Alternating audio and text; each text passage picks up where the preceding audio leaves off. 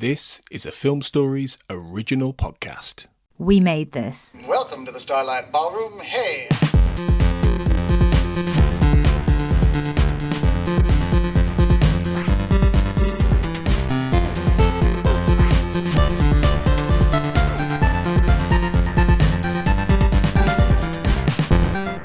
Hello and welcome to Shipwrecked and Comatose, only on the We Made This Podcast Network. I am your host, Matt Latham. I am neither Kurt or Mark, which means it's a British Empire special again, this time covering Series 4. And I'm proudly here, not by myself, I'm here with a guest, and as always, it's the least qualified Red Dwarf podcast guest ever, Tony Black. That is the best description of me, actually, isn't it? Because I really think that is a badge I should go around wearing. The world's least qualified Red Dwarf guest on a Red Dwarf podcast. I'm quite proud of that, actually, in a way. Yeah, I mean, everyone, if you want a real good laugh, have a listen to the You Have Been Watching special about the theme tunes, because Tony trying to talk about the Red Dwarf theme tune, we're clearly not having any clue what he's talking about. He's one of the most hilarious things ever. Hey, look, I've spent many, many years perfecting the art of blagging. So it's just a good example of it, really. But luckily, I had someone who is very knowledgeable of Red Dwarf with me. So we probably just about got away with it in that case. I'm sure one day you will give it a watch. But, I will, absolutely. But not until we've done the British Empire. Of course. That's going to be a promise. Yeah, but and talking about the British Empire, we're reaching the apex of the series. After this, I don't say downhill trajectory, but we are passing the halfway mark of the 7 series of the British Empire. So we're in 1994 for Series 4, which started airing on the 10th of January all the way through to the 7th of March. Wikipedia likes to inform me that Episode 7 got 9 million viewers and Episode 8 got 7.5 million viewers. So, didn't do anything about the rest of them. But do you remember what you was doing in 1994, Tony? 1994, how old would I be then? I was 12. So I remember, what year would I have been in at school? I would have been in year 7, year 8. So I was a little pip. I do remember, in fact, the abiding memory I have of 1994? Yeah. Going to see The Mask. The movie The Mask, and not quite believing that Cameron Diaz was actually a real woman, because I there's a scene in The Mask where his tongue just goes. That was me at 12 years old. That I think is my abiding memory. Cameron Diaz in the red dress in The Mask. Blimey, I might need a few minutes, Latham. Right, I'm done. Yeah. How about you? What were you doing in 1994? 1994, I was 12 in 97, so I was just starting, or a year or two into juniors, I think. Yeah. I was in year 3 or 4, and I can't remember a thing I was doing. I was probably just playing the Amiga. I was playing the Amiga. I was playing the point-and-click adventure games on the Amiga. Of course you were. Yeah. As was I. But as was I, to be fair. Probably on a very early. No, I probably would have had an Amiga. I was going to say a very early PC, but no, I think I'd have had an Amiga. 94. That would have been Monkey Island 2, right? Monkey Island 2 was 92. I was playing it, but I was probably playing it by then. So was Simon the Sorcerer at that point? I think it might have been, or it was around that point, wasn't it? Beneath Still Sky, no, because I'm pretty sure that was 95. Yeah, so, so... We're in danger of this becoming Ask Us About Loom. I know, yeah. But, your video point-and-click podcast. Yes, if anyone is interested, please go and listen to that. To be fair, I'm at least being on brand in that I'm talking about anything but Red Dwarf on this podcast, so, I am very surprised you haven't dropped Sean Connery into things yet, considering the timing is on the day of recording. Give me a chance and I will find a tenuous link to my new book about Sean Connery. I promise. Which on the day of recording is released tomorrow. But we are. I don't want to say padding out, but no. Just say it. Just be honest. Honest, Latham. Yeah, we're filler. We're filler. This is filler. No, yeah, but I want to add a bit of context. So I thought some interesting context, which I, on reflection, probably could have done in previous episodes. So there's a nice, interesting Wikipedia article called 1994 in British Television. Oh. And okay. I thought it'd be quite interesting to have a quick run through some key moments of what was happening in the kind of TV landscape in 1994 because there's some interesting things that are happening or some stuff. So, for example, the 1st of January 94, in the early hours of the morning, BBC Two aired the first Hoot Nanny. Oh, really? Yeah. Wow. So for anyone who's not doesn't know what I'm talking about, Jules Holland is a person who owns a really kind of a club that won't let people in for some reason in Birmingham. But he's also a kind of musician. I actually don't know what he is apart from a TV presenter. He's a pianist, isn't he? He's like a jazz pianist, I think. Yeah, like he's... but every year he's got like some on BBC Two. He has the Hoot Nanny where people just play music. It's recorded about 6 months in advance. And it's an institution. The Hoot Nanny's an institute. Do you watch the Hoot Nanny? No. Really? I thought you would, because like you like music and it's really eclectic on there. You get some old favourites, but it's really good. The Hoot Nanny. That's what I'm trying to get to sleep and getting woken up by bloody fireworks getting off in the streets. I want to be asleep at 10:30. You're younger than me. What is going on? You're an old man. Like, stop it. Watch the Hoot Nanny. Something that's almost relevant to you. 3rd of January, the network television premiere of the James Bond film License to Kill on ITV. Yeah, this was it. This was in the dark years where there was no Bond film being made, so they had to like just keep shoveling them on ITV relentlessly. That took 5 years to get premiered. Yeah, network TV 89. Premiere. Yeah.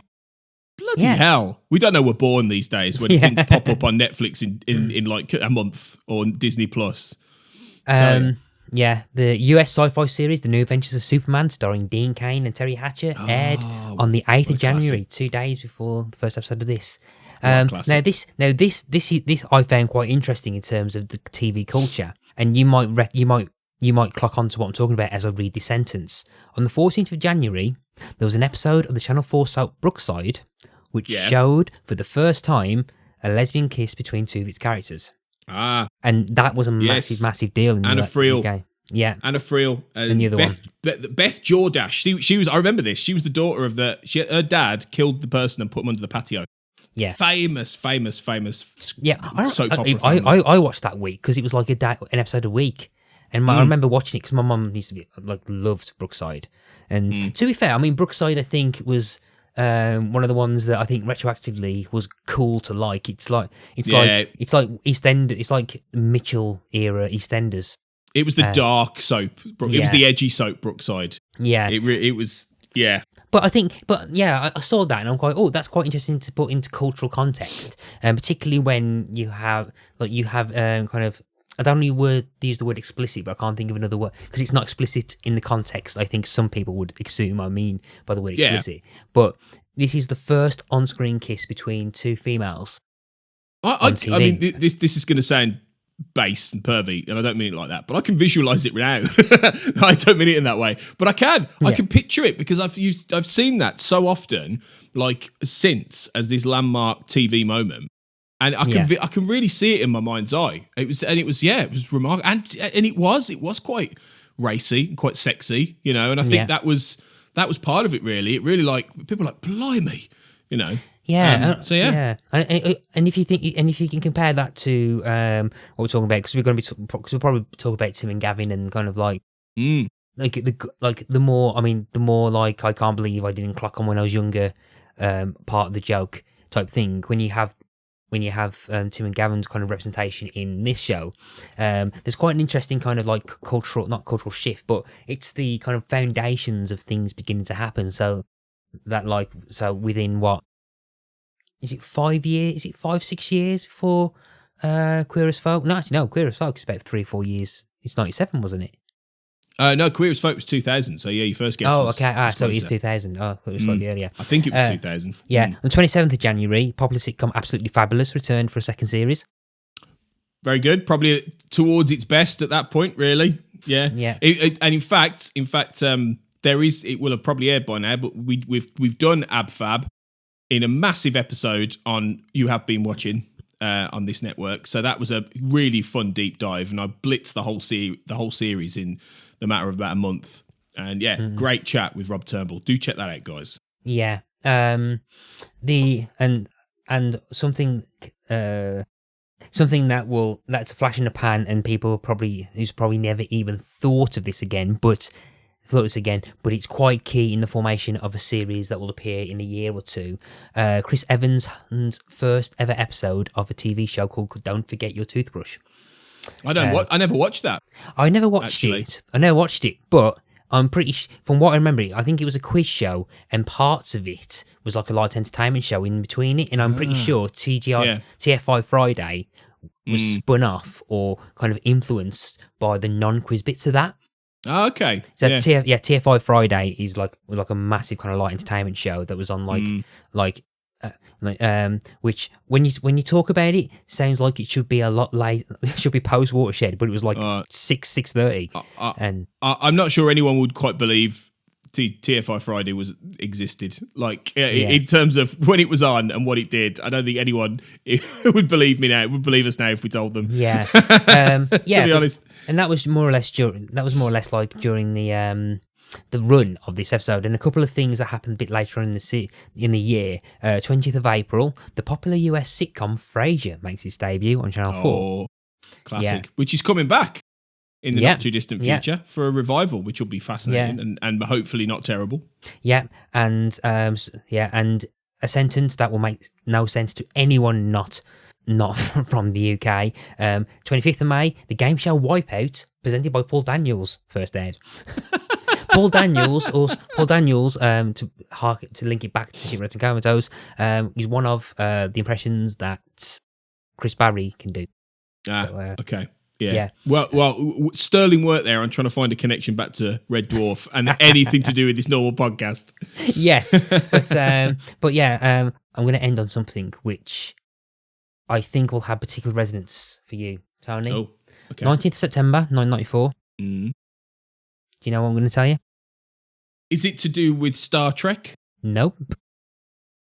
It was the UK debut of a little-known science fiction show called The X-Files. The 19th of September, 1994. A whole year after it arrived in the US, because next year is the 30th anniversary of The X-Files.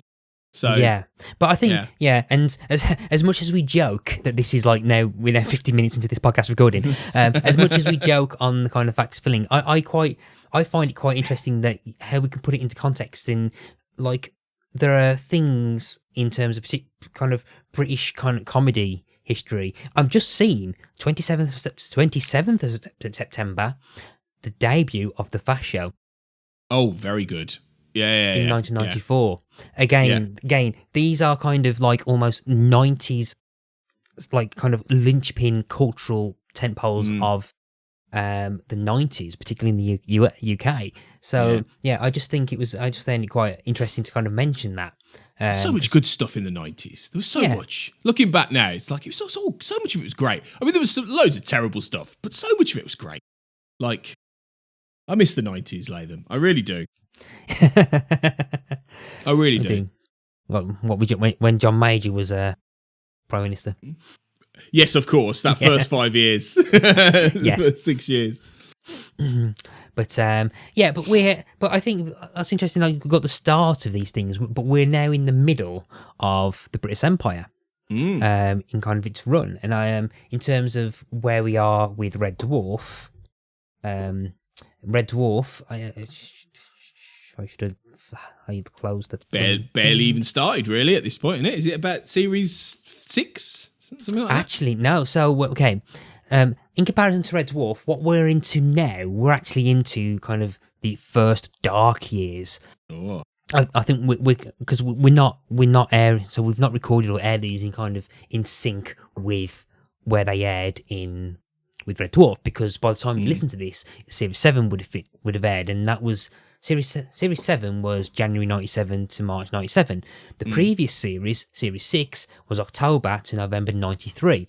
So what we're now we're into the period where, like, this is like the first time where there's been a period of, like, there's been 3 whole years with no Red Dwarf on it, and we just started into the first year. So people are probably going, oh, where's Series 7 and Red Dwarf? Where's Series 7 and Red Dwarf? Where is everyone? And at the moment, it's not happening, and I can't exactly remember if Mark or Kurt talk about this in the Series 7 bit, but about why there's a 3-year gap. Well, there are kind of reasons for the 3-year gap, but I'm not going to repeat them. if you listen to this and if you listen to the Series 7 coverage, go back and give him a listen. But yeah, so we're now in kind of the dark years. So we are pretty much now for the rest of the British Empire, in the point where there is no Red Dwarf on air. Okay. Until the British Empire ends. Right. In fact, I'm pretty sure that actually no. Yeah, we are. I think the final series of the British Empire is about halfway through before the start of Series 7. So we are pretty much in wilderness time now. But so Series 4 as a whole, what were your general thoughts on Series 4, Tony?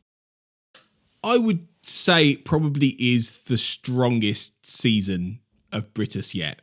And I think that's, I wouldn't say it's damning with faint praise, because it's not been a bad show by any means, but it's been very steadily getting better over time.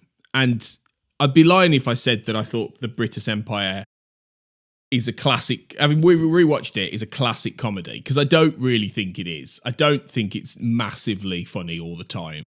And I don't think it's hugely successful or memorable. But I do think this is better. I do think they've got more of a handle on. Well, they very much know the characters by now. They know the kind of tone they're going for. That really locks together this year. That surrealist tone that we've talked about in the last few episodes, and they start to enjoy a level of serialization here, a little bit more, and character development that they've not really done in the same way before. Yeah. So that combined makes it probably the most successful season yet, I would say. Yeah, I think they've got a better handle of the characters. I still think what they do with a few of the characters feels a bit off at times, and kind of disingenuous to what we've seen and established to them. Yeah. And look, I'll get through to them in a bit, but yeah, there's a kind of like, I mean, the serialization or the kind of following through and stuff has always been there since like episode 2, where the fact like they don't actually open the center until then. So that's always been in their minds, and I think I don't know whether, and I think you'd probably know this a bit more, when was like more serialized elements brought into the British sitcom? Because I'm thinking, the biggest one I could think of is Only Fools and Horses. Yeah, but I don't know. Well, I can't remember if the earlier series had that strong level. Not really. It was more when they started doing hour-long episodes or 50-minute episodes. Really, they started to bring in ongoing, recurring stuff, or when they started doing specials and things like that. When was that? But even that would be mid to late 80s, realistically. Oh, okay. So it is early. Yeah. And because that show's over in its first iteration by 96, and they don't have that many episodes in the 90s, really. The majority of the episodes of that show are in the 80s. So I think it's a hard question, because I think and I don't fully know the answer, really, but I think comedies traditionally have been quite standalone going back in history. But I think really this sort of overlaps with how drama's starting to do this a bit more now. I think we may have had this conversation in previous episodes, because I was about to bring up Hello Hello, and I'm pretty sure we've spoken about the serialization of Hello Hello. Yeah, maybe. Yeah, and I think how that was quite, and I think I was quite surprised how that was quite serialized, particularly when it aired. But I think they kind of. But there was no real character development though in that way. That's the difference. It's like in those kind of shows, they had maybe an ongoing little story, but the characters were the same each week. There was no real difference. Whereas in Only Fools, the characters change. You do see Rodney change. You do see Del Boy change. And that's part of why that show is so successful. And and that's what I think Britus is toying with, but we'll probably get into the fact that it doesn't quite get there, I don't think, really. Yeah, I think it's almost there. I think, but then there's a couple of things that so let's get through it. Let's go by episode by episode, like briefly talking about it, because what we've got 8 rather than 6. And Any idea why that is? Do you know? Not really, but what I think it helps the series, because I think what we do, I think if this was 6, there's a couple of episodes we wouldn't have got, and I don't think we would have got, for example, we wouldn't have gotten like the Gavin episode or the Colin episode that we would have got. I think they wouldn't have had the freedom to. It gives them an extra 2 episodes to explore a couple of characters that don't really have that time, and I think, which I quite like. But I think it allows, particularly in the final 2 episodes, gives them a bit more freedom to expand on the serialization and play a bit with the circumstances and stuff. So as much as we say that it goes, oh, we don't think it's like a really great comedy.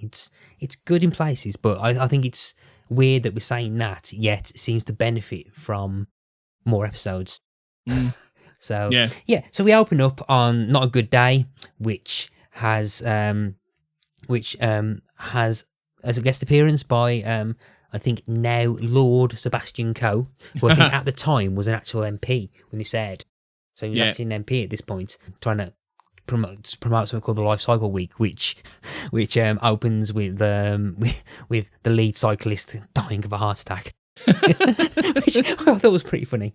And then there's a whole thing about and then there's a whole thing in terms of a rogue kid making mischief that he locks in a cupboard. There's a grieving widow, Sebastian Coe again, and quite a very impressive kind of physical, like a mixture of like physical, practical comedy alongside kind of this is how we're saving money comedy.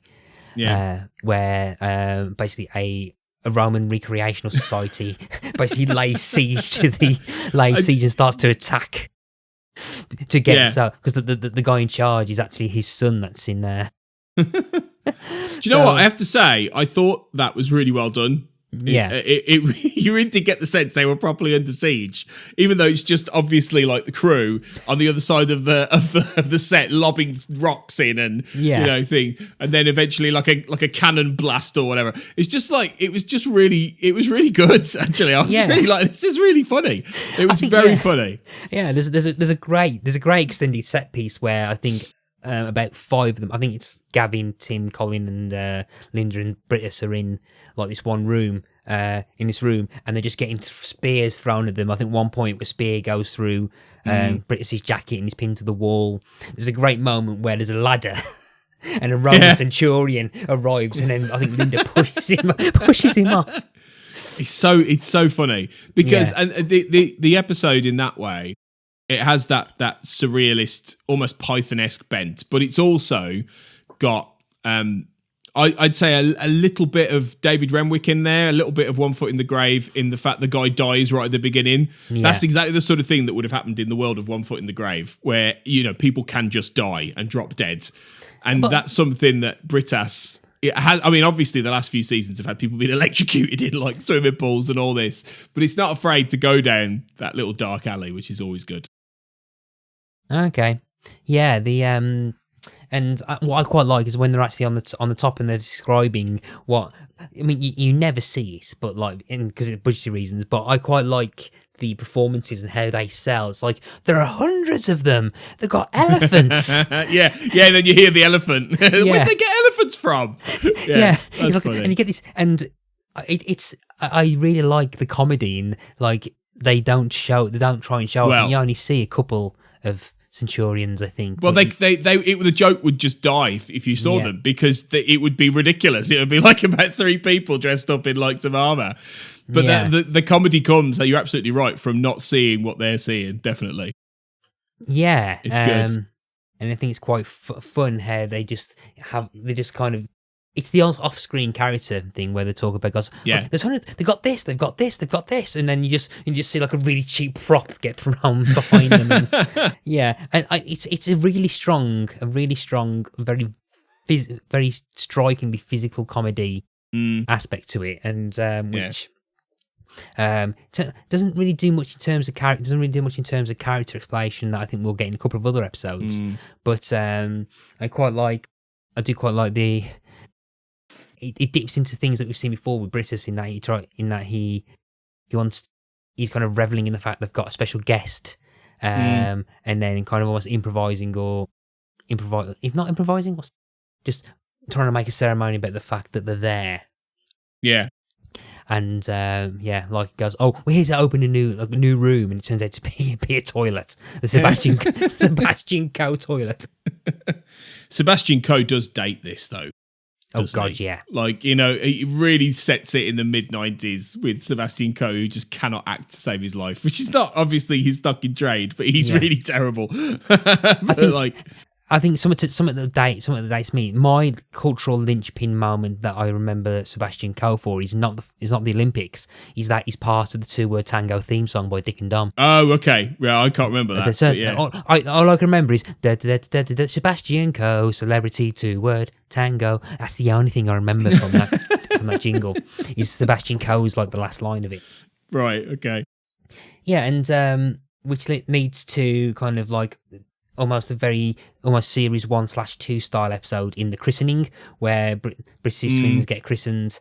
Helen loses them, and I'll save it back now. Pippa Hayworth is like the MVP of this. I think it's between the key three is Hayworth, Harriet Thorpe, and Chris Barry, obviously. But I think Pippa Hayworth storms through this series in places. Pippa Haywood, FYI. But it wouldn't be an episode, would it, without Rodney Downey Jr. or Christopher Eccles Cake or Pippa Hayworth. Corrected by my guest Tony Prick. I mean Black.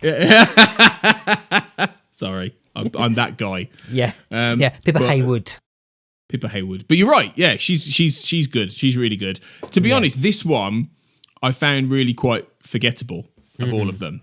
This one sort of passed me by because I think, like you said, it was a bit more of a earlier season episode, and some of those fade away in my memory a little bit. And this this doesn't have really much in there that leaps out at me when I'm thinking about it. I watched most of these all of last week, and I can vividly remember Not a Good Day and all that set piece that we've just talked about.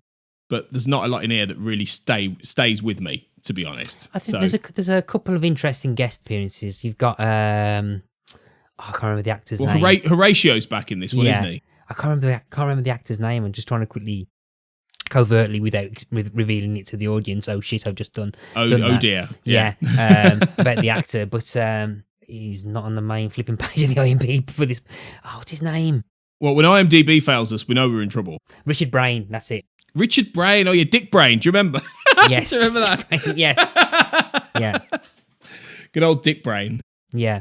But, he's in that. And I also remember that the shopkeeper that pretty much that interacts with British, I can't remember the actor's name either. Roger Sloman. Yeah. Yes, that's it. Yeah. Yeah, he's a very good character actor. Yeah. Yeah. There's a couple of times where there's been kind of recognisable faces that show up, and he's one of them. But the reason I know him is from Wizardora. Oh, okay. For me, it's Bottom. He pops up in an episode of Bottom playing their landlord, and he's hilarious. He's absolutely hilarious. Yeah. He's been in loads of things. Absolutely loads of things. He's very good. Yeah, he's just one of those. Mr. Harrison, that's it. He's in there. Mr. Harrison, yeah. Mr. Harrison, yeah. Bog off, you sad git. Basically, all he does in that just berates them. But I quite like. But one of the things I do quite like is that I think, particularly with this series, is that the show knows that. The show knows, and I remember saying this last time, that this is the series where they kind of clock on that I think Britus works better when they make characters that are more like unbearable than he is. Yeah, and I think particularly because this is the series that introduces Drugget, and we'll get to him when you get to him later on, because they did that in the past with I can't remember the counsellor's name. She appeared in the first and the second series, but it wasn't really much of a kind of antagonistic force. But I think with Horatio's kind of love interest being kind of like rubbing him up the wrong way to the point where she basically gets punched by Helen. Yeah, which I think got quite a big laugh for me, actually. I think for me, because I think Beaver Haywood really sells that punch. Yeah, she does. Yeah, but I can see what you mean. Now, for the rest of it, he's kind of drifts in, because I thought they would have done a lot more with Horatio. I think it's not as it's his kind of presence, apart from perhaps just to introduce he's like his fiance / girlfriend. Yeah, he doesn't really do much since. I think he had a better episode last series. Yeah, he did. I think he was just there as a catalyst for the horrible woman who comes in. Yeah, I think that's basically it. Then leads up to an episode that I actually quite like. This one. This is Biggles Tells a Lie, in which Colin pretends to be the manager. This is my favourite episode of the season. I genuinely, because it's a great little gambit of Colin dressing up and going, "Oh yes, I'm Mr. Brittas or Mr. Weatherby," like Mr. Weatherby. yeah. But, and it's quite a sweet. It's a really sweet premise, because all he's trying to do is impress his, admittedly quite, even though she's supposed to be like a student and she's supposed to be really clever, he's really dim daughter from Australia. Yeah, they make her very dim for the purposes of the story, but even so, it's very sweet what he's trying to do, and it's quite nice in that way. Yeah, I also quite like the fact that I think Laura, because Laura kind of leads the staff in kind of like telling the lie, and then like pretty much the rest of the staff start coming to make Colin look really good. Like, so there's moments where like Linda says, "Oh, all the orphans, I want to say thank you to this," and like I think it's Julie who comes in saying, "Oh, my mum's got a cataract thanks to you. Donate £500 to get a cataract done. She can see again now." And and then it's quite kind of nice thing. But then obviously you've got the kind of like slow fuse that. Chris Barry's going to turn up as Brittas in a second, and then of course he does, just to for the most Brittas of reasons, to return a pen he accidentally took home with him, and he ends up having to try and fix the boiler. Do you know what though? I think the reason I like this is because it's a very simple idea, but I think like you've said, it is really well executed, because it really does go for it. With at first everyone being, what the hell is going on? Like he's dressed up, he's in the office, he's even got the same name tag badge like stenciled on his desk, Colin Weatherby, manager, and it's just that attention to detail, and the rest of them are like, what's happening? And I think it really goes for the joke, and it takes. I mean, Brittas isn't even in it for like I think nearly about 10 minutes. Yeah, and that's really good. That's really, they have never done that before, and I like how much they commit to the idea, and they don't just throw it away. It becomes the central part of the whole episode, and that's why I like that, because they have in the past, had really good ideas. Like the one I think I said in the last episode, or one of the previous recordings, was how Brittas can't. He's doing a sponsored silence or something like, and basically it's an idea that's thrown away within the first 5 minutes of the episode, when it should have been the whole episode that Brittas can't say anything. Yeah.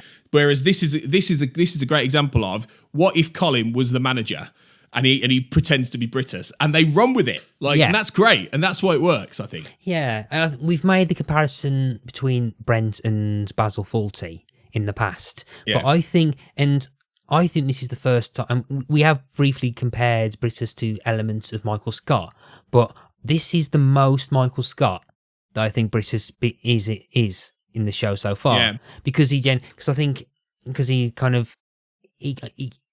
talks about kind of like not lying and telling the truth and stuff, but I think the underlying factor, and we see this in episode 1 actually, through mistakes, when that single mom who's like struggling, buys Brittas flowers, because it's an example of if Brittas's methodologies work correctly.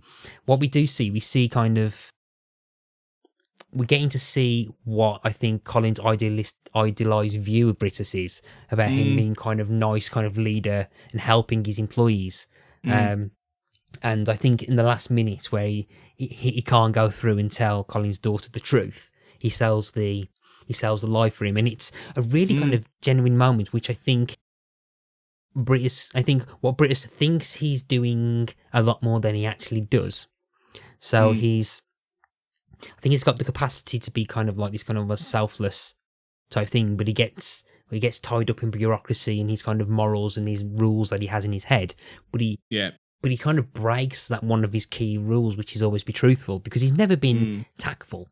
He's kind of like anti-tact in a way, but like he'll always tell people the truth, because he sees it as a room for growth. It was quite good to see him kind of be empathetic for once. And I think the episode really kind of works and ends on a really good note, but never kind of betrays the character that Britus is. And it does feel like it's generating this kind of development, kind of like giving character development for Britus. And I think it really works. And I think you're right. It's probably one of the strongest episodes of the series. Yeah, I think so. Certainly so far. Yeah. We then go to episode 4, which is Mr. Britus Changes Trains, which features half the staff going to a hypnotist the night before. Yeah. And then it involves Britus is accidentally being hypnotised to be a much better person. And this is, on paper, sounds better than it actually is. Yeah, I agree. And a lot of it, I think, is going back to an element of the series that I've never particularly liked, which is the Britus Laura goes, will they, won't they? Because I don't think the show wants to commit to that, but somehow does. No.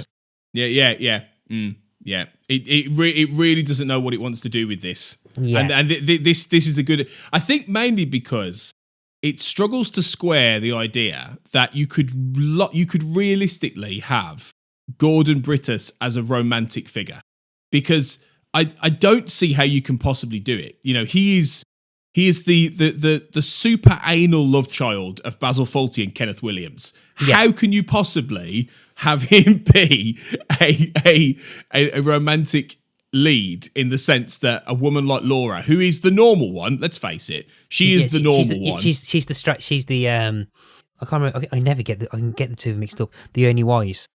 Yeah, he's the she's the Ernie, if you like. Yeah.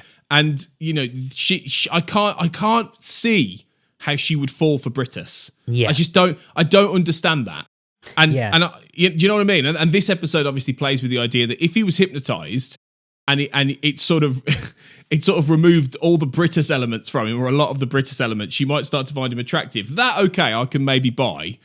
But I don't really see the point in some senses, because obviously the show's never going to do that, because the comedy is because he is the way he is. Yeah. So it feels like a slightly pointless exercise to me. Yeah, and it has a knock-on effect in a couple of later episodes, because they're trying to make it an ongoing kind of story arc almost. And I think it kind of betrays Britus as a character, because we've talked a bit, like particularly series 1 and 2, how I think because they wrote Helen to be they wrote Helen slightly differently, so that she's always having affairs and just somehow, and like you're trying to remember why she's with Britus, but they have a hint of that though, don't they? Sorry to interrupt. Yeah. They have a hint of that in the last episode, where she's in that porn mag. Yeah. And she sent a picture of herself into readers' wives, and she's trying to hide it from Britus. Yeah. And that's a little bit of a wink back to that earlier Helen, who was apparently having an affair and all this. And they can't quite let go of the idea that maybe she's a bit of a tramp, which I don't like that, because I feels like they move. I don't understand what that is in a way. Like, what are they trying to say? What are they? It feels like they almost want Britus to leave her and have an affair with Laura, but at the same time they know that it just wouldn't be right in so many ways. Yeah, but earlier seasons has had Britus kind of so besotted with Helen to the point where on paper Britus would be the perfect partner / perfect husband, because he's in his view he's 100% supportive of his wife, but because also he's Britus, he doesn't see how him being to be overly supportive in his like tactless way, he's like causing her to be like on the verge of a panic attack and nervous breakdown every so often. So from this and what will happen in a couple of episodes time as well, it just does. And we'll probably just get to this. I think it's episode 6. We'll probably talk about Davis further. It doesn't ring true, but we'll get to that in a moment. So I wasn't particularly fond of this, but No. Then we have episode 5, which I think, like Biggles Tells a Lie, is an episode that probably wouldn't have done if it was 6 episodes. This is the Gavin episode, which has Gavin's former fiance Jennifer appear. This is the worst episode of the season. Yeah, I think for a number of reasons. But go for it. You carry on. yeah. So which involves like Gavin's former girlfriend coming in. Colin trying to self-sustain the leisure centre by using the kind of customers, the sewage, customer sewage to generate electricity. That's funny. That is a funny moment. Yeah, and then kind of Helen developing lockjaw. Yeah. No, she doesn't. No, that was the previous episode. Because Helen's not in this one. Helen's currently in Cornwall. But then they discover that Jen escaped from a mental institution and is actually a narcissist and involves the leisure centre nearly burning down again. So, Christ, why do you think this is the worst episode yet? Is it in the whole series so far? Yeah, I kind of think it is, and the reason is because I think, for one thing, haven't we essentially established that Gavin and Tim are gay and that's okay in this show in its own roundabout way? This episode almost seems like it's designed to really dig in. It seems like the only thing they can do with those two is make a joke of the fact that they're gay and Britus doesn't see it, basically. Mm-hmm. And it really dates the show to this period, because you just wouldn't get this joke done anymore, because it is complete. I wouldn't say it's homophobia, but it's complete homo blindness to a ridiculous, almost insulting degree. Everybody in that leisure centre would know that Gavin and Tim are gay and are a couple. And some of them obviously do. Someone like Julie, for instance, does know that, say, and she doesn't care, right? But Britus isn't stupid. He's many things, but he's not stupid. And the whole thing, the one point is that I think it makes Britus stupid for the purposes of this joke. And the other thing is that, yes, okay, the idea that the gay guy has a fiance who turns out to be mad, tee-hee, it feels like it's a joke that wasn't funny in the 60s or the 70s, let alone the 90s. And she is just she doesn't exist. She's not real. Like, there's no way that woman would ever exist. Like, she's just a completely ridiculous, literally eye-twitching arsonist comic construct that, again, it just serves no purpose at all. I just think it's such reductive comedy. It's not hateful or insulting. Well, no, it is a bit insulting. It's not hateful, but it's so reductive to the point that I was sitting there thinking, this is just dated even for this era. Like, yeah. Whereas there are other episodes, like I say, Biggles Tells a Lie, which is simpler but more effective in terms of the comedy. Bit old-fashioned, sure. Loads of sitcoms in the past have done that same joke, but there's a sweetness to it. Whereas with this, it's just a bit rubbish in terms of what it's saying and how it's executed, I think. Yeah, I agree with a lot of that.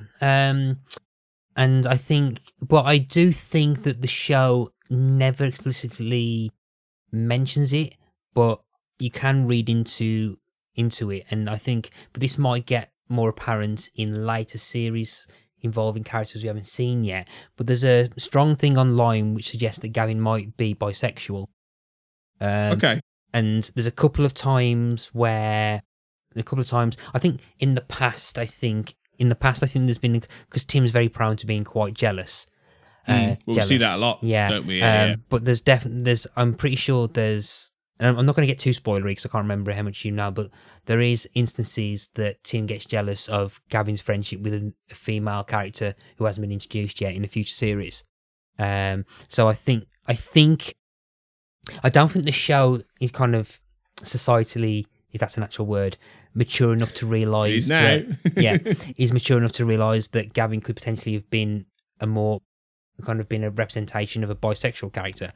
Than perhaps just being homosexual but being bisexual. I think that's probably what the show might have been going through. If that was the intent, or even accidentally, I think the representation of bisexual characters, I think, was non-existent in the 90s. I can't think of any off the top of my head.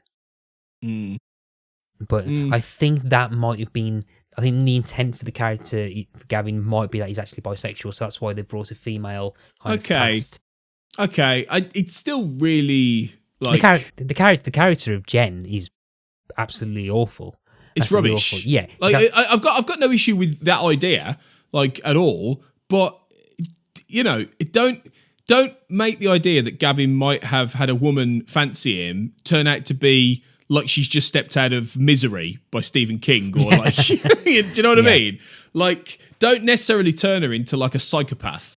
Because it is the messaging behind that isn't good for me. But I think a lot of more people would have found this funny back then. I think it's just one of those examples of it just doesn't work anymore. Yeah, like it's too old fashioned.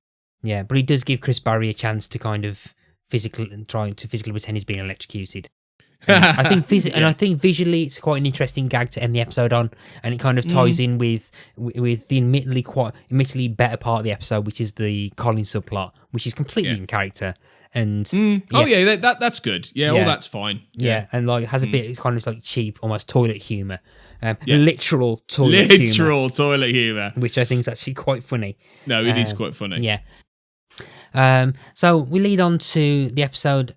If it's not probably not my least favorite, but an episode that I had issues with that I was alluding to slightly earlier, which is Shall We Dance, which Helen's away in Cornwall, so Pippa Haywood's not in this one that often, and so there's a kind of like staff social they're going to, and British is like, oh no, everyone has to have a partner. Everyone has to have a partner, blah blah blah. Like if you're going on your own, you're a loser. Stuff which is, as someone who's as a single person, he's absolutely bollocks. That is. Yeah. As a married person, I still say that's bollocks. Yeah. But there's a couple of interesting ideas, but the way it's been handled is a bit off. I mean, I quite like the idea. The episode kind of suggests that the staff think that Britus and Laura are having an affair. Because there are moments where there's a very kind of weird, kind of stylistically interesting choice where they show a flashback going from a picture which shows them gardening, because earlier there's a bit saying, oh, Britus has got some flowers for you apparently, and it's actually a bag of seeds, which I think which at first is like completely in line with earlier Britus that was talking about, that someone who's completely besotted with Helen. Right, and like innocently just being friends with someone that everyone else kind of misinterpreted as Britus having an affair. Now, if that was the way it went, I think that would have been great, because then you've got Britus who's slightly been a bit lonely without Helen around. I think the previous episode, I think it was Britus was saying that she left a load of stuff in the freezer. They're all pizzas, but I've been eating them. Yeah, and I quite like the fact that Laura kind of like thinks he needs a friend or something, and I quite like that kind of platonic element to them. But then I think there's probably some mileage about the fact that perhaps in another life Laura might have been attracted to him. But I don't buy Britus's jealousy of Michael and kind of almost not realising he's got a crush on a co-worker, and it feels so disingenuous to the character. I would much rather they've gone with him perhaps doing things in a friendship platonic way, but being misinterpreted by everybody else and the gossip kind of hive that's been generating around him as being romantic. I think there's a lot more mileage in that than what we actually get, which is like Britus getting quite almost very jealous of Michael returning, and I mean the fact that Helen comes back right, because of this dance. Because of this dance. I mean, I don't know whether that's slightly out of character for Helen, I'm not sure.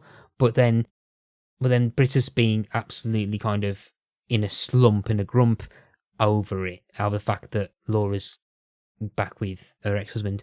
It doesn't ring true at all. No, it doesn't. Yeah, it feels wrong, and I'm not a fan of it at all. Yeah, it does feel wrong. I agree. All the way through, I was thinking the same. It's odd. I mean, they bring back that Michael character. I mean, he's purely there in order to try and service this awkward suggestion of Britta's, being jealous, and it doesn't. And suddenly Laura's like, oh yeah, I'm in love with him. Well, you never mention him. He's never. I'm pretty sure last time as well, you didn't really want to know when he was asking you to marry him. I mean, bear in mind, this guy's like a multi-millionaire guy, and last series he was trying to get her to start this empire and have this dynasty with him, and then she went no thanks, and now suddenly he's back and she's in love with him, and it's like, well, where's this come from? Yeah. It doesn't fit. It's just purely there to try and force this idea that isn't funny. It's not a funny idea. It's almost like it's come out of a romantic sitcom, and this is not a romantic sitcom. That's the thing. There are romantic sitcoms, there are things like As Time Goes By or Made to December, there's loads of things like that, loads of the Just Good Friends, there's loads of romantic sitcoms, and a lot of them are very funny. But this is not a romantic sitcom. This is an eccentric, weird, in places, look at the running of a leisure centre by a man whose fastidiousness and extreme anal, obsession is what exasperates his staff, exasperates the customers. It is Fawlty Towers in a leisure centre, as I've said many times before. This is a bit like if Fawlty Towers had done a story where Basil starts to fall in love with Polly. And it's a bit like, well, you would have gone, what? Or Polly starts to fall in love with Basil. It's like, what? No, that would never happen. It would never happen. And that show was smart enough to never do that. Even if in real life the two actors were married and had plenty of chemistry, and they could have absolutely have done that. And in some level it would have been it would have made a sort of sense, but it never does, because it knows that's not funny. Whereas this show doesn't seem to understand that. It seems to think we want them to get together. And I don't know about you, I don't. I'm like, no. That doesn't make sense. I mean, in my head, I've got an episode where gradually all the staff are pretty much gossiping and trying to work out what's going on between Laura and Britus, which leads to a massive head where at the very end goes, what? No. Goes, yeah. I'm what? What? And I said to her, what? Having an affair with Laura? Play inadvertently calling Laura unattractive or something. Yeah. No, I love my wife. I will not stray. I says, I've been lonely. I've been lonely ever since they've gone to Cornwall for 3, 4, 5 weeks now, or something silly like that. But no, my heart is with someone else. Now that I could completely buy. I think is a much better and much more true to the character, and keeps Britus on the level of kind of sympathy, because there are elements of him being unlikable, but you never hate him. There are a lot, and there is you root for him a lot more often than I was surprised how often you root for Britus as a character. I think a lot of that is thanks to Chris Barry, really, and the way he plays him. But this was a complete miss in terms of the character and stuff. He just feels so disingenuous, and thankfully it's the kind of like the kind of closing of that bit. But and then we get to kind of the last two, which is almost a 2-part story, which and it's, I think structurally it's the most interesting kind of 2 episodes in the series so far, I think. So we had the first half, which is the chop, which brings in Councillor Druggett, who I thought was in the show a lot earlier than this, because I remember Druggett, because Druggett is the antagonist, and I think it's the show realising that they need someone they need a massive prick who just hates Britus, but is in a position to threaten him, which they've never really had before. It's just kind of comedy people go, "Are you Gordon Britus?" and then rough him up and stuff, or just shout at him. But they've never had someone who's been in a position to kind of threaten the status quo of the show, which actually happens. And you've got a character who has the power and succeeds, and it helps you I think the show kind of almost starts to try to redeem itself into making you really despise Britus, the previous episode, because you suddenly realise that it's practically a different character. It's the character we've seen, and his kind of fundamental reason for being is being challenged, and it's because of his unconditional love for his wife, who a previous episode ago was emotionally having an affair with. He kind of sacrifices his dream to protect his wife, which I think is completely in character.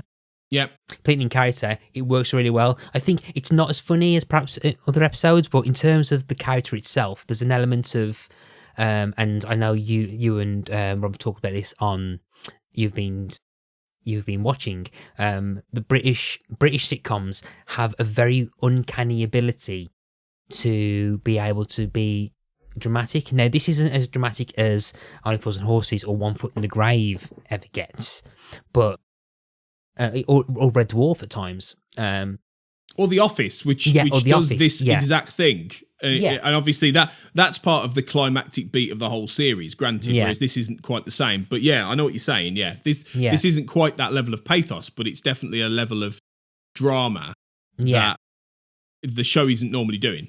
Yeah. And I think it's probably one of the better examples of understanding what Britus is as a character of the show so far.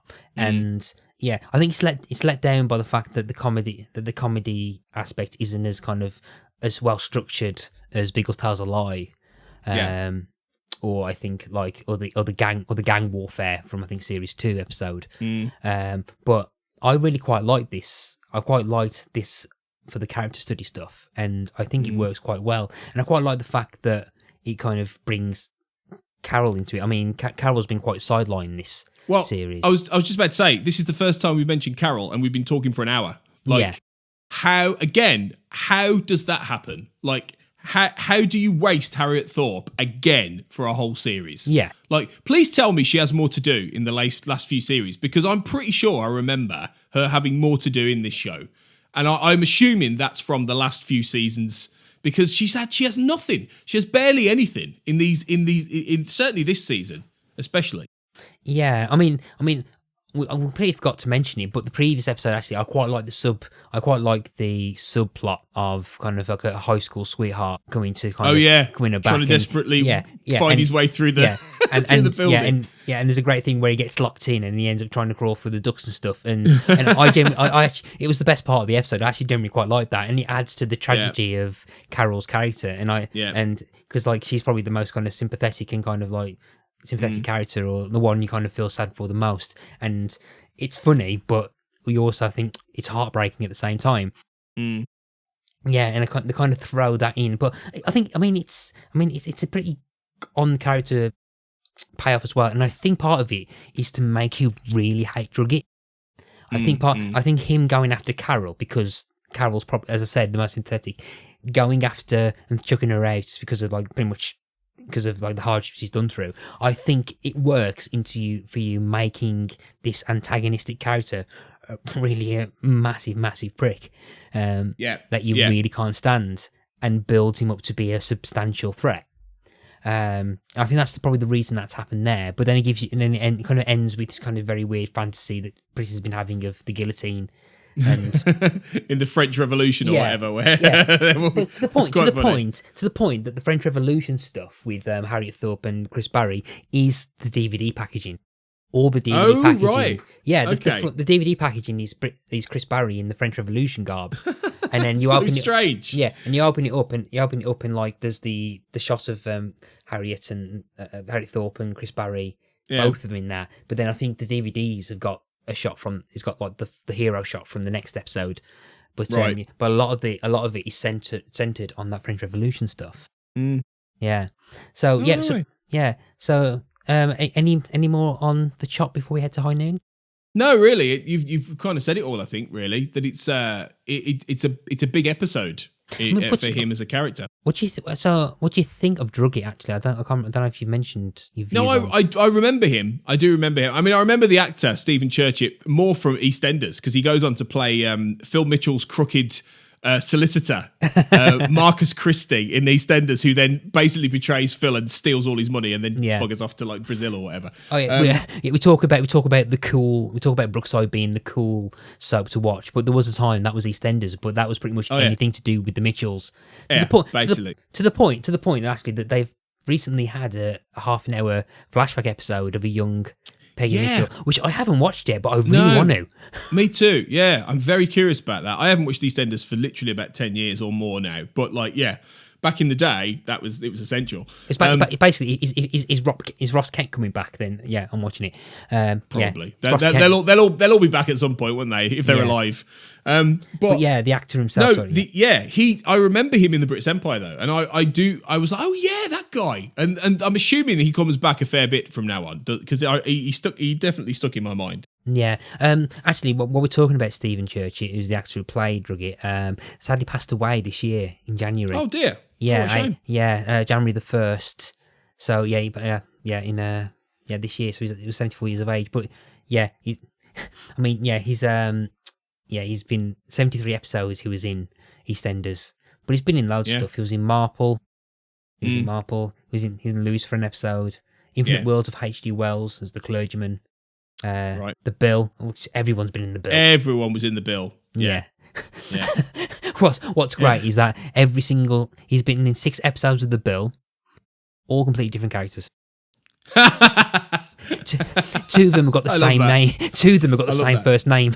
Somebody needs to write some sort of grand unifying theory about how the Bill was full of clones. Yes, because there are so many people who appear in the same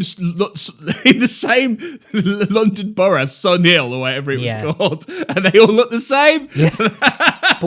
but I think so. Yeah, it was quite sad when I found that out, and I thought, I'm going to mention that because he's very much like a previous guest stars in this, that they're kind of like recognisable faces, and he's been in so much. He has. Yeah. So he's only been in 1 episode this series so far, but we've still got 2 series left, and he's actually in 7 more episodes. So we don't.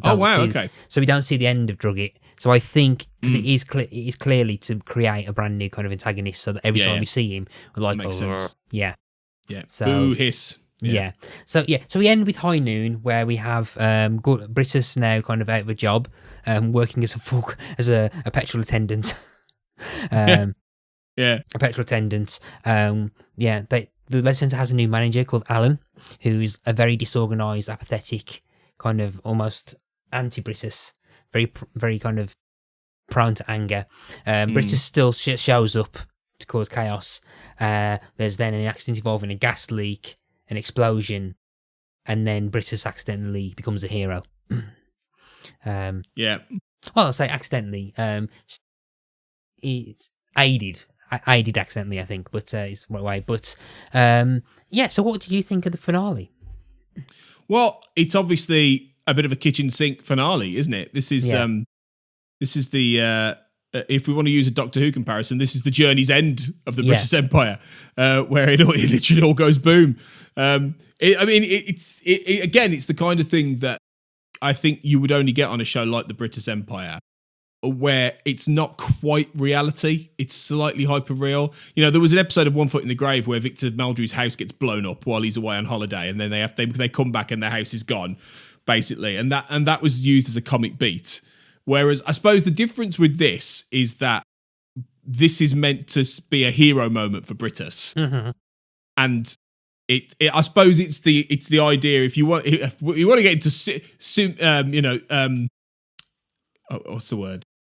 A symbolic representation of the show. It's part of Britus's rebirth into being, the manager of Whitby Newtown Leisure Centre. It has to be blown up and then rebuilt for him to begin a new dawn after having this moment where he's, going to be a petrol station and actually causing so many problems at the petrol station that all the cars are queued up, and he's like, no, stay there, you'll get in an orderly line and then you will queue for petrol, which I thought was very funny because all the cars are like, beep, beep. I think it's quite funny. Another thing, and what I quite like the callback joke where Helen, I think, talks to, he goes like, oh, it's his first day. He started at 9, he was back at 10 past. Exactly, yeah. I quite like that kind of like gag and stuff, but yeah, exactly. So no, it's a big episode, and it's it's an effective way to close out the season, I suppose, really. And you know, it is an example of how the show is trying to do a level of continuing storytelling and put a level of dramatic stakes in there, I suppose, really. Mm-hmm. And yeah, what about you? Did you like it?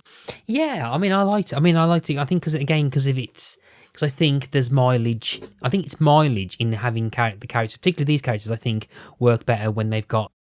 Well, some of the characters work better when they've got kind of ongoing things or the right things anyway. And I think what we're having is kind of Brittis's kind of reason for being and his dream to his dream, which I think is only like brought up once at the start of this season. Actually, I think that's the dream isn't. No, Colin's daughter actually brings up the dream, and I think that's what makes him kind of continue being Colin up is because of because Colin's been talking about the dream. It was actually that he's been influenced by his employee's dream. And that the fact that she wants to become a leisure centre manager because of her dad kind of boosts that dream. But I think because of being a leisure centre manager is such a key part of Brittis's life. I think he'll sink with the ship. And I do think that a lot of it is, and I do think particularly he was held up because of the weight, the barbell weight holding up the steel girder. But I do still think that even without that, I think the implication is that Brittis still perhaps would still try and get as many people out and try and help as many people at his own risk. I think. And I don't want to get too spoilery. We do get other examples of that later on in a bigger way. And I do think that's a key part of Brittis as a character, and again helps you remember that you are supposed to like this character. And as much as you can you say is the only reason that he's holding up is because of the barbell, I still think he's still telling people to go and to leave him there. And he's pretty much he was pretty much willing to stay there as he kept the thing open. And I think that says a lot about the character. We've always said that he's well intentioned in places, and I think when it comes down to it, he is fundamentally a good person and will do the right thing. And I think this is pretty much an example of him doing that. Yeah, no, yeah, definitely, yeah, no, it is. It's that reaffirmation of the character, I think, really. No, yeah, and you know, it's a good episode. It is a good episode. I think it rounds off a season that's been largely successful, pretty well. You know, I think there've been fewer duds in this series, in this season than some previous seasons, really. Yeah. So yeah, it's it definitely sets things up for you know, the next season, really, in a big way. You know, it can't get much bigger, really, than blowing it all up. Well, you say that. Series 5, I mean, I've been hinting at some interesting developments. Series 5 is the one I've been looking forward to talking about. So I've been really looking forward to revisiting it because a lot of the key episodes that I have memories of come from Series 5.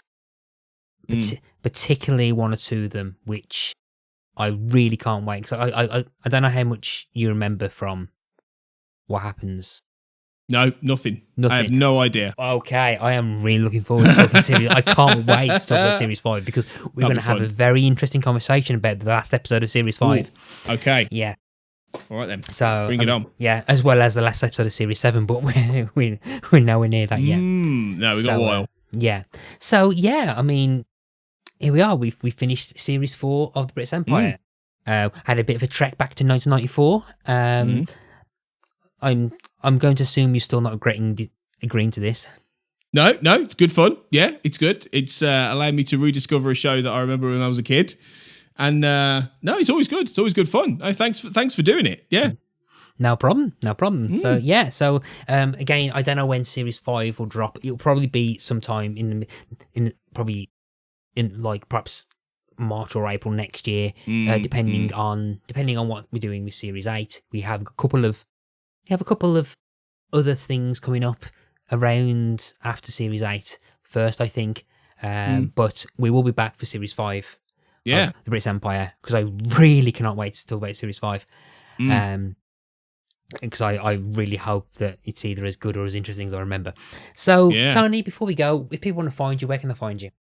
Best place to find me is at AJ Black Writer on Twitter and culturalconversation.co.uk for all the links to my blogs and books and podcasts and other things like that. And generally on We Made This, the podcast network we're on, we_made this on Twitter and we made this network.com. And you can find all the other things I'm doing. It would take me about another hour to list them, so I won't do that for you. I won't put you through that. Yeah, I think the one thing I think, if you're listening to this and enjoying this, the one that I think is currently my favourite podcast that you're doing at the moment, is You Have Been Watching, which is the British sitcom stuff. There is a lot of overlap. If anyone who's listening to Shipwrecked and Comatose, particularly have been enjoying the British Empire episodes, Tony has the British sitcom podcast he does with a much more knowledgeable co-host than I ever will be in terms of British sitcoms. I recommend You've Been Watching. It is a fascinating and really enjoyable podcast. Well, cheers. Don't sell yourself too short. You know a fair bit. You're pretty good, and we'll hopefully get you on at some point, because we're going to try and get some guests on in 2023. But no, we've got a lot of good fun stuff planned for next year. We've got, as I say, we've got an episode on Absolutely Fabulous, which should be available by the time you listen to this, I think. We're going to be covering Mike Bassett, England manager, and the TV show around the time of the World Cup, which is imminent as well as you listen to this. I think I'm pretty sure I've got that series on DVD, but I can never remember if I've watched it. I cannot remember the TV series. Well, here's your opportunity, to be fair. I need because I love the film. The film's brilliant. I love that film. Yeah, so we're going to have a lot of fun. That film is a lot funnier than I'd ever expected it to be. It's wonderful. Yeah, it's a great movie. Yeah. So like we're gonna enjoy that, and we're gonna talk generally about football comedies and sitcoms as well in that one. So that's gonna be fun. And then going into next year, we've got some. Talking about football comedies, there might be in the future specials on Shipwrecked and Comatose about Chris Barry playing a former footballer. Oh yeah. I know what you mean. Yeah, I can't remember the name of it, but I remember I know what you're talking Prince about. Among Men. Prince Among Men, that's it. Well, we might well see if we can watch that before and briefly mention it on You Have Been Watching. But yeah, we've got that, and then going into 2023, we've got some fun plans. We've got things like we're going to do. I mentioned it actually earlier. Just Good Friends, the comedy. From the 80s, we're going to do Last of the Summer Wine. We're not going to watch them all though, because that would take us about 5,000 years. We're going to do lots of themed things around certain anniversaries, and then some cult stuff as well. So we've got some really diverse and interesting chats to come in 2023. So you're going to enjoy it. Yeah. And again, if you want to listen. If you suddenly realise, wow, that Matt's good at hosting stuff. Does he host other stuff? Yes, I do. I've just so I think at the time of airing, I may have just released episode 100 of Pick a Disc. Amazing, well done. Yeah, episode 100. I can't believe. Yeah, amazing. I've gone past the third episode of a podcast once. Yeah, I talk to people about albums that they like. Blah blah blah blah blah. I'm also a co-host. I'm with Kurt. I co-host another one with Kurt and Tony called No Book Club, which has been on a very, very long hiatus because the show it covers hasn't aired yet, hasn't been airing, which will be hopefully back at some point in 2023. Fingers crossed. Yep, Yellow Jackets, yeah. Yeah, covering Yellow Jackets. And also I am hosting Ask Us About Loom, which is about point-and-click adventure games. So, yeah, just type them into a podcast search engine and you'll find them. And amazing. And with that, it's time for us to say goodbye, Tony. So thank you ever so much for coming along again. Absolute pleasure. Thanks again. Looking forward to Series 5.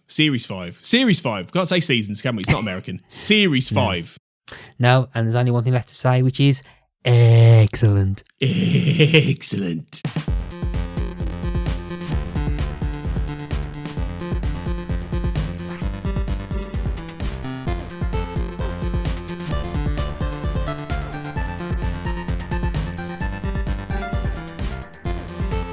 Shipwrecked and Comatose, a Red Dwarf podcast, was created and produced by Mark Adams and Kurt North.